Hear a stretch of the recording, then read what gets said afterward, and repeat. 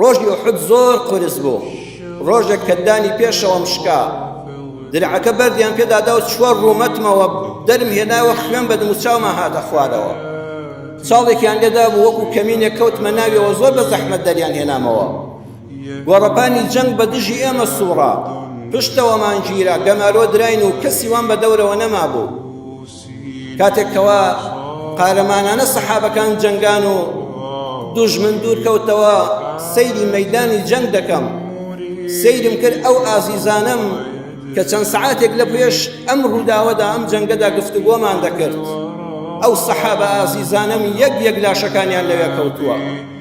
حەمزەی فەرماندەی لەشکر شەهید بووە و جەرگی دەرهێنراوە.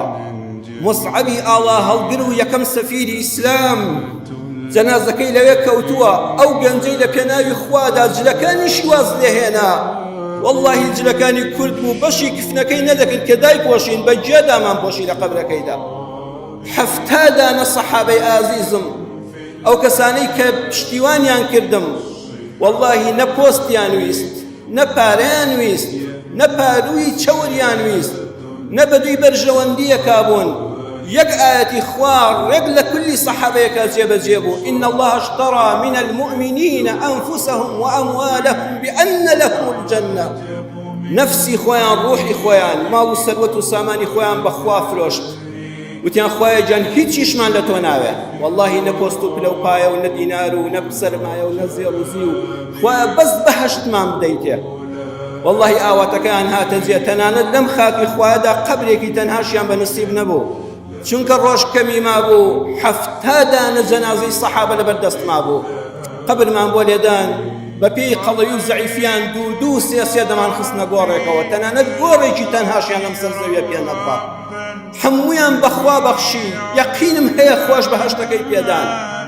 دین بەس بەوانە سەردەکەوێت تەنها بەهەشتی خوا دەبینن، چاویان لە هیچ شتێکی تر نییە. فەرمووی زۆر سەخت بوو، گەنجی تێدا بوو، ئێوارەکە ژنی گواستبەوە. واللهی بەیانی کەوتم جەنگە و دوژمن هەیەشی هێناوە، بووکی یەکشەوەی بەجێهێشت و لە مەیدانا جەنازەکەی بینی شەهید بوو. ڕیشسپی وەکو جەنابتانی تێدا بوو، باوکی 7 کەس بوو، قەرزداریش بوو، یەک تاقە کوڕی هەبوو لە مەیدانا شەهید بوو. قەت لەبیرم ناچێتەوە مەشهەدی ئوحود. فەرمووی بەڵام لەوەش سەختترم لە ژیانمدا بینیوە. خاتو عایشە فەرمووی چۆن؟ بۆ؟ فەرمووی چونکە ئەوە جەنگ بوو، دڵی خۆم بەوە دەدایەوە لە جەنگا گوڵ نابارێ، لە جەنگا گولە دەبارێ.